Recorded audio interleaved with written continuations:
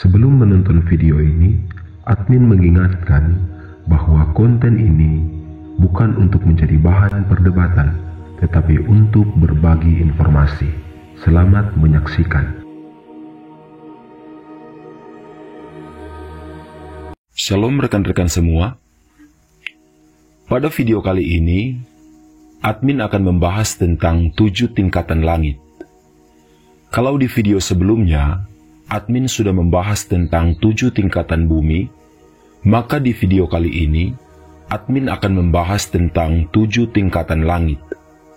Sebelum lanjut, admin mengingatkan untuk menonton video sampai selesai agar dapat memahami pembahasan kali ini. Admin juga menyampaikan bahwa untuk sumber informasi dari pembahasan kali ini berasal dari kitab suci dan juga dari kitab-kitab tersembunyi lainnya. Sekarang kita masuk ke pembahasannya. Langit dalam bahasa Ibrani disebut Shamayim. Langit di atas kita memiliki banyak misteri yang tersembunyi dan banyak menjadi perdebatan di berbagai kalangan. Masing-masing memiliki pendapat tersendiri. Namun, banyak misteri tentang langit yang sampai saat ini masih belum dapat dipecahkan. Bahkan, banyak negara sudah berusaha untuk menjelaskan dan berusaha untuk menjelajahi langit. Namun, sekalipun manusia memiliki kecerdasan yang luar biasa, namun kita hanyalah ciptaan Tuhan yang memiliki keterbatasan, dan kita tidak akan pernah mampu untuk menyelami keajaiban dan kedahsyatan ciptaan Tuhan. Sebagai ciptaan Tuhan, seharusnya kita memberikan penghormatan kepada Tuhan yang menciptakan segalanya. Dalam kitab Kejadian pasal 1 ayatnya yang pertama, tertulis di sana, pada awalnya Elohim menciptakan langit dan bumi. Meskipun langit dan bumi terdiri dari unsur-unsur yang berbeda, namun mereka diciptakan sebagai satu kesatuan, seperti pot dan penutupnya. Langit diciptakan dari jubah cahaya Yahweh dan bumi dari salju di bawah takhtanya. Langit yang diciptakan oleh Tuhan memiliki 7 tingkatan. Sebagaimana bumi memiliki 7 tingkatan, demikian juga langit memiliki 7 tingkatan. Untuk 7 tingkatan bumi, sudah admin bahas di video sebelumnya. Dalam kitab suci, ada banyak sekali ayat-ayat yang menuliskan tentang Shamayim yang lebih dikenal sebagai langit.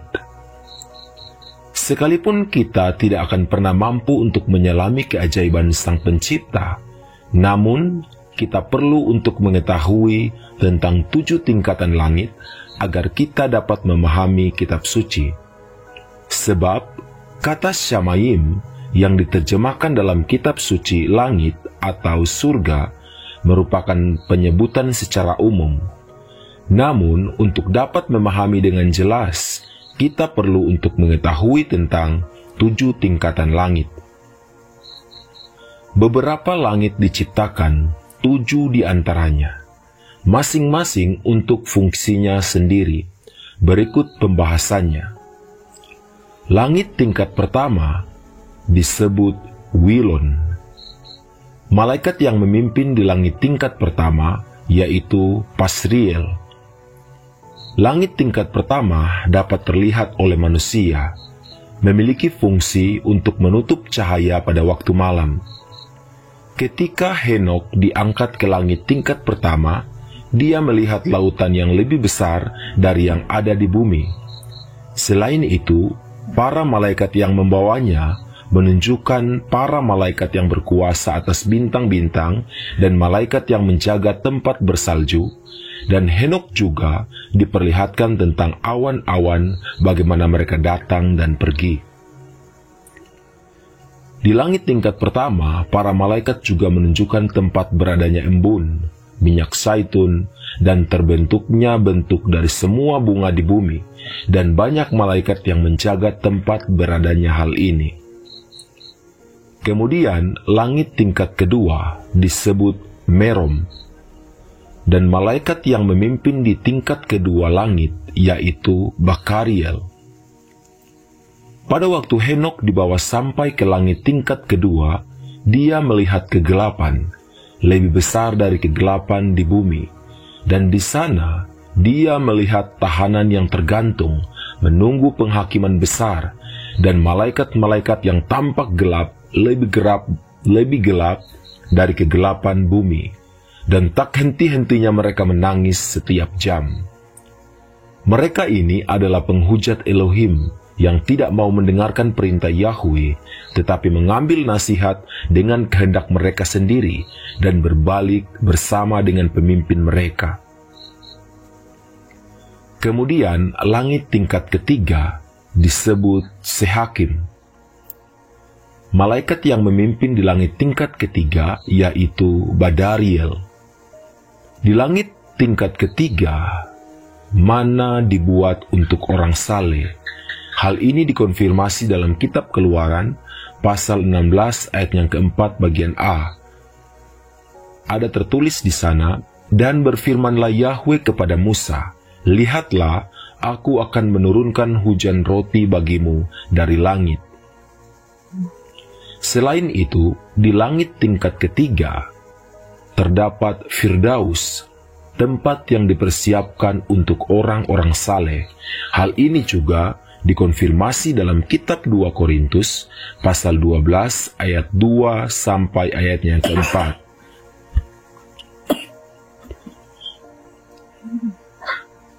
Kemudian, di sebelah utara dari langit tingkat ketiga merupakan tempat yang sangat mengerikan. Ada segala macam siksaan di tempat itu.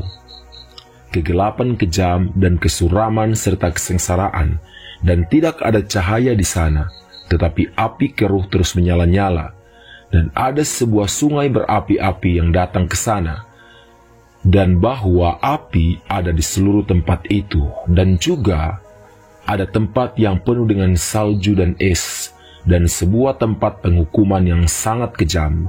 Tempat ini dipersiapkan bagi orang-orang yang menghina Elohim dan yang tidak taat pada firman-Nya. Kemudian langit tingkat keempat disebut Sebul.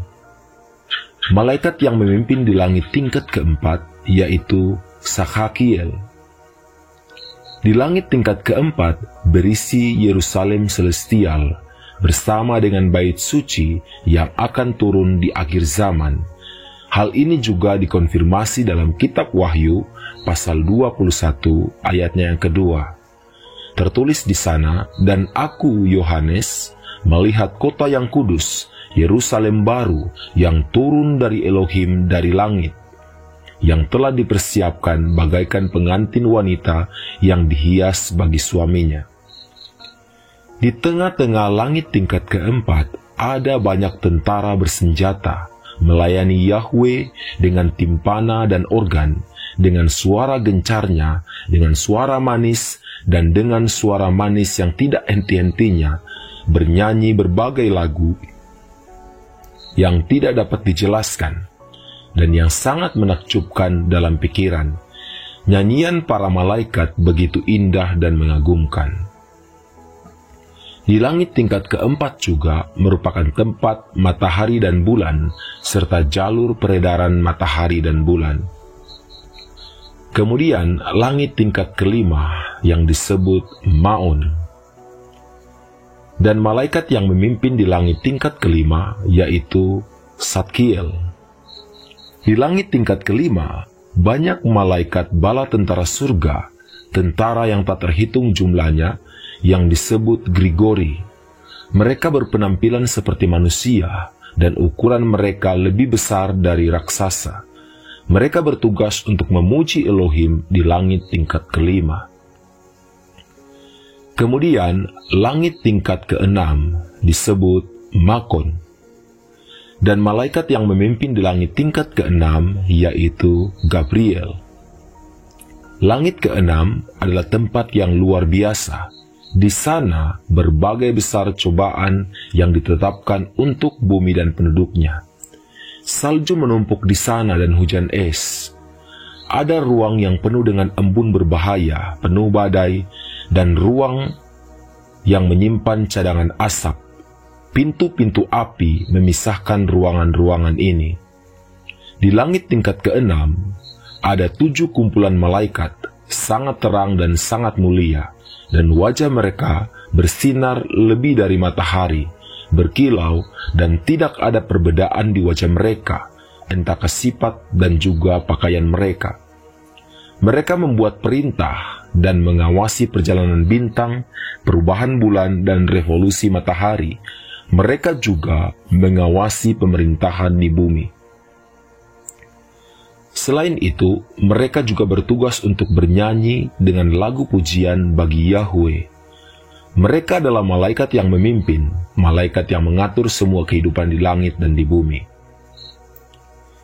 Di tengah-tengah mereka ada 6 Phoenix dan 6 kerubim, dan 6 makhluk serupa manusia bersayap 6 yang bernyanyi dengan satu suara. Dan pujian mereka tidak mungkin untuk digambarkan. Mereka bersukaria di hadapan Yahweh. Kemudian langit tingkat ke-7.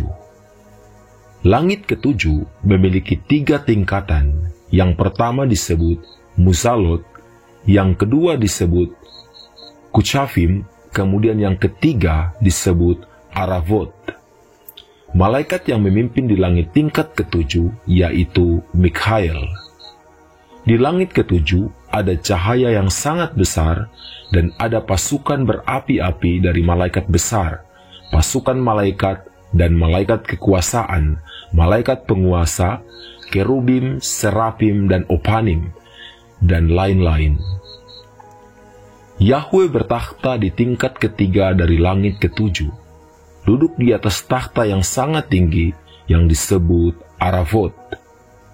Khusus untuk langit ke-7, admin akan membahasnya dalam video khusus.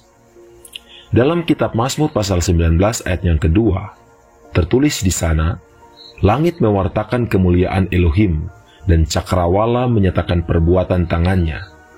Mazmur pasal 33 ayat yang ke-6, tertulis di sana, melalui firman Yahweh, langit telah diciptakan, dan semesta alam diciptakan oleh nafas mulutnya. Markus pasal 13 ayat yang ke-31, tertulis di sana, langit dan bumi akan berlalu, tetapi firmanku sekali-kali tidak akan berlalu. Demikian video pembahasan kali ini.